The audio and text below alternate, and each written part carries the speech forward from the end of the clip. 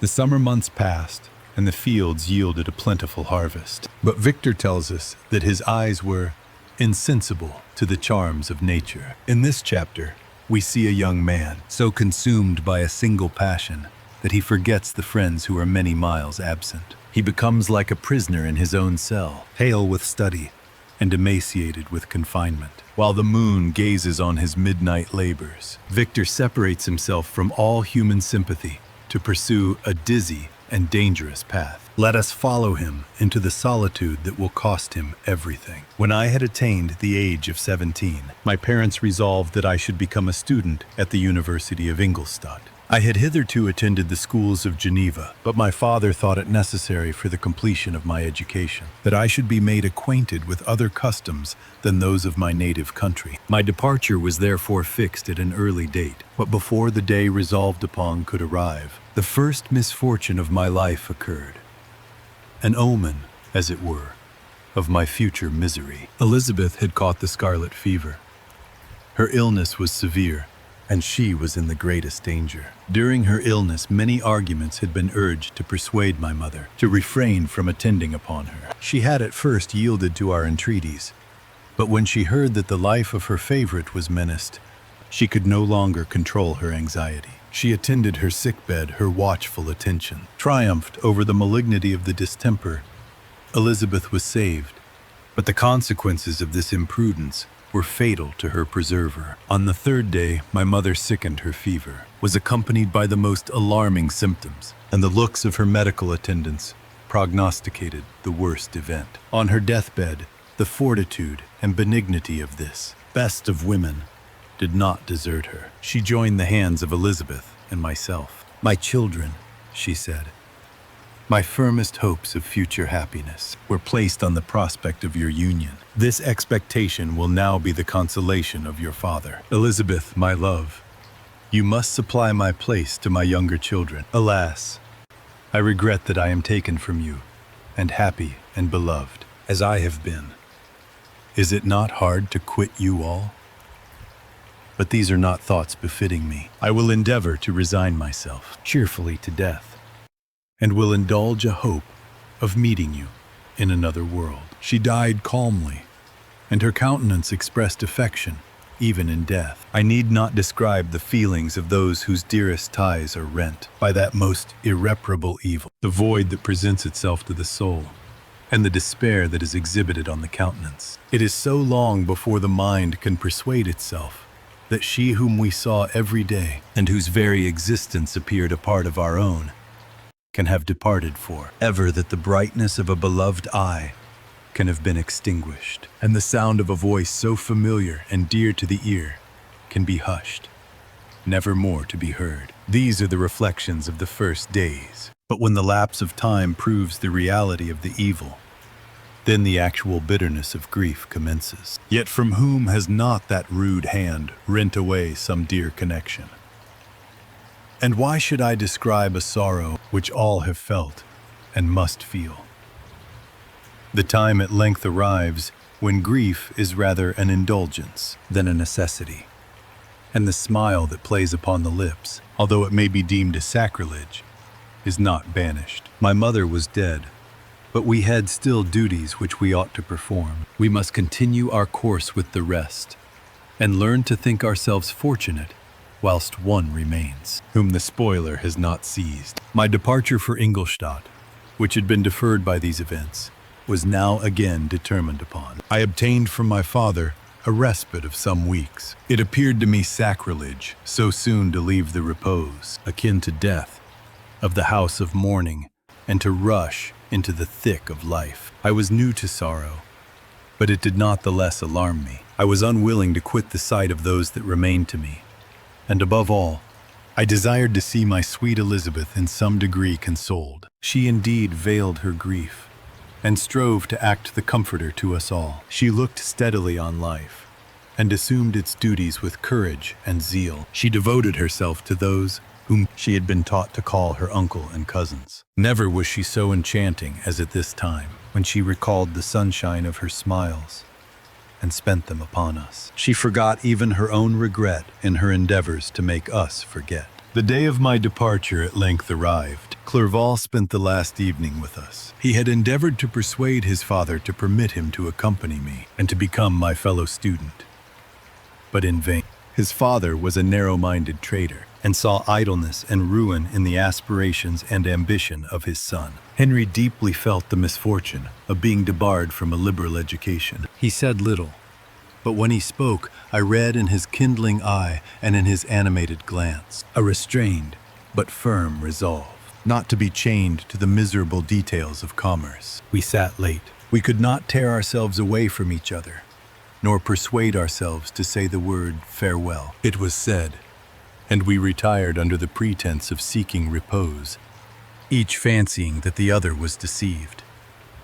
But when at morning's dawn I descended to the carriage, which was to convey me away, they were all. There my father again to bless me, Clerval to press my hand once more, my Elizabeth to renew her entreaties that I would write oft, and to bestow the last feminine attentions on her playmate and friend. I threw myself into the chaise that was to convey me away, and indulged in the most melancholy reflections. I, who had ever been surrounded by amiable companions, continually engaged in endeavoring to bestow mutual pleasure, I was now alone. In the university whither I was going, I must form my own friends and be my own protector. My life had hitherto been remarkably secluded and domestic, and this had given me invincible repugnance to new countenances. I loved my brothers, Elizabeth and Clerval.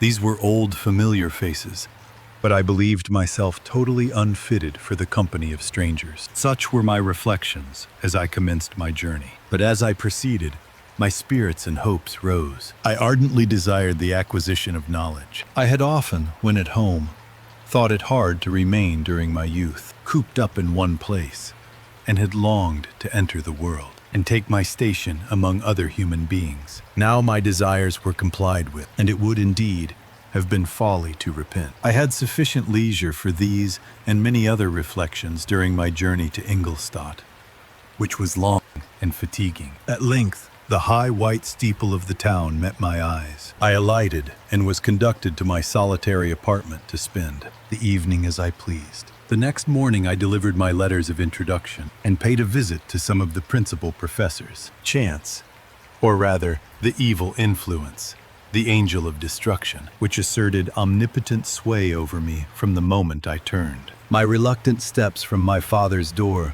led me first to Monsieur Krempe, professor of natural philosophy. He was an uncouth man, but deeply imbued in the secrets of his science. He asked me several questions concerning my progress in the different branches of science appertaining to natural philosophy. I replied carelessly, and partly in contempt, mentioned the names of my alchemists as the principal authors I had studied. The professor stared. "Have you," he said, "really spent your time in studying such nonsense?" I replied in the affirmative. "Every minute," continued Monsieur Krempe with warmth, "every instant that you have wasted on those books is utterly and entirely lost. You have burdened your memory with exploded systems and useless names. Good God!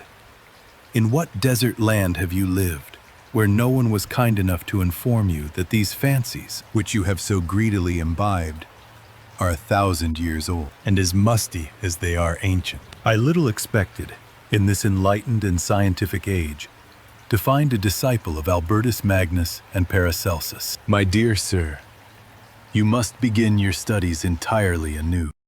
So saying, he stepped aside and wrote down a list of several books treating of natural philosophy, which he desired me to procure, and dismissed me after mentioning that in the beginning of the following week he intended to commence a course of lectures upon natural philosophy in its general relations, and that Monsieur Waldman, a fellow professor, would lecture upon chemistry, the alternate days that he omitted. I returned home, not disappointed, for I have said that. I had long considered those authors useless whom the professor reprobated, but I returned not at all the more inclined to recur to these studies in any shape. M. Krempe was a little squat man with a gruff voice and a repulsive countenance. The teacher, therefore, did not prepossess me in favor of his pursuits. In rather a too philosophical and connected a strain, perhaps, I have given an account of the conclusions I had come to concerning them in my early years. As a child, I had not been content with the results promised by the modern professors of natural science, with a confusion of ideas only to be accounted for by my extreme youth and my want of a guide on such matters. I had retrod the steps of knowledge along the paths of time and exchanged the discoveries of recent inquirers for the dreams of forgotten alchemists. Besides, I had a contempt for the uses of modern natural philosophy. It was very different when the masters of the science sought immortality and power. Such views, although futile, were grand.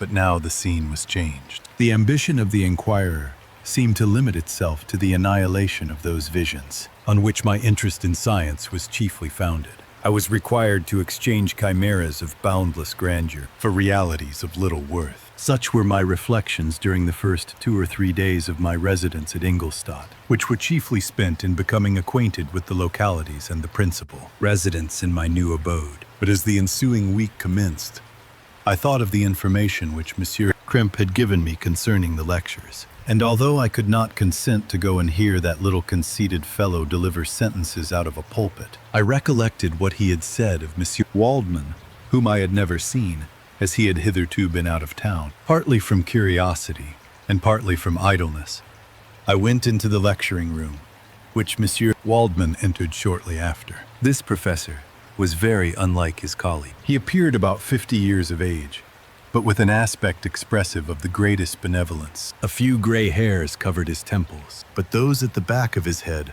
were nearly black. His person was short, but remarkably erect, and his voice the sweetest I had ever heard. He began his lecture by a recapitulation of the history of chemistry and the various improvements made by different men of learning, pronouncing with fervor the names of the most distinguished discoverers. He then took a cursory view of the present state of the science and explained many of its elementary terms. After having made a few preparatory experiments, he concluded with a panegyric upon modern chemistry, the terms of which I shall never forget. The ancient teachers of this science, said he, promised impossibilities and performed nothing. The modern masters promise very little. They know that metals cannot be transmuted and that the elixir of life is a chimera. But these philosophers, whose hands seem only made to dabble in dirt and their eyes to pore over the microscope or crucible, have indeed performed miracles. They penetrate into the recesses of nature and show how she works in her hiding places. They ascend into the heavens. They have discovered how the blood circulates and the nature of the air we breathe. They have acquired new and almost unlimited powers. They can command the thunders of heaven, mimic the earthquake, and even mock the invisible world with its own shadows. Such were the professor's words, rather. Let me say, such the words of the fate announced to destroy me. As he went on, I felt as if my soul were grappling with a palpable enemy. One by one, the various keys were touched, which formed the mechanism of my being. Chord after chord was sounded, and soon my mind was filled with one thought, one conception, one purpose. So much has been done, exclaimed the soul of Frankenstein. More, far more, will I achieve treading in the steps already marked. I will pioneer a new way, explore unknown powers, and unfold to the world the deepest mysteries of creation. I closed not my eyes that night. My internal being was in a state of insurrection and turmoil. I felt that order would thence arise, but I had no power to produce it. By degrees, after the morning's dawn, sleep came. I awoke, and my yesternight's thoughts were as a dream. There only remained a resolution to return to my ancient studies, and to devote myself to a science for which I believed myself to possess a natural talent. On the same day I paid Monsieur Waldman a visit. His manners in private were even more mild and attractive than in public, for there was a certain dignity in his mien during his lecture, which in his own house was replaced by the greatest affability and kindness. I gave him pretty nearly the same account of my former pursuits as I had given to his fellow professor. He heard with attention the little narration concerning my studies, and smiled at the names of Cornelius, Agrippa, and Paracelsus, but without the contempt that Monsieur Kremp had exhibited. He said that these were men to whose indefatigable zeal modern philosophers were indebted for most of the foundations of their knowledge. They had left to us, as an easier task, to give new names and arrange in connected classifications the facts, which they, in a great degree, had been the instruments of bringing to light. The labors of men of genius, however erroneously directed, scarcely ever fail in ultimately turning to the solid advantage of mankind. I listened to his statement, which was delivered without any presumption or affectation, and then added that his lecture had removed my prejudices against modern chemists. I expressed myself in measured terms, with the modesty and deference due from a youth to his instructor, without letting escape an experience in life would have made me ashamed any of the enthusiasm which stimulated my intended labors. I requested his advice concerning the books I ought to procure. I am happy, said Monsieur Waldman, to have gained a disciple, and if your application equals your ability, I have no doubt of your success. Chemistry is that branch of natural philosophy in which the greatest improvements have been and may be made. It is on that account that I have made it my peculiar study. But at the same time, I have not neglected the other branches of science. A man would make but a very sorry chemist if he attended to that department of human knowledge alone. If your wish is to become really a man of science, and not merely a petty experimentalist, I should advise you to apply to every branch of natural philosophy, including mathematics. He then took me into his laboratory and explained to me the uses of his various machines, instructing me as to what I ought to procure, and promising me the use of his own, when I should have advanced far enough in the science not to derange their mechanism. He also gave me the list of books which I had requested, and I took my leave. Thus ended a day memorable to me. It decided my future destiny. In this chapter, Victor has successfully discovered the secret of bestowing life. After 2 years of incredible labor, he has finished constructing a gigantic, being 8 feet in height, from materials found in the grave. While his body is emaciated and his mind feverish, his confidence grows. The work is now complete. All that remains is to infuse the spark of being into the lifeless thing at his feet. What will happen when this giant takes its first breath? Join us for the most pivotal moment of the story in the next episode.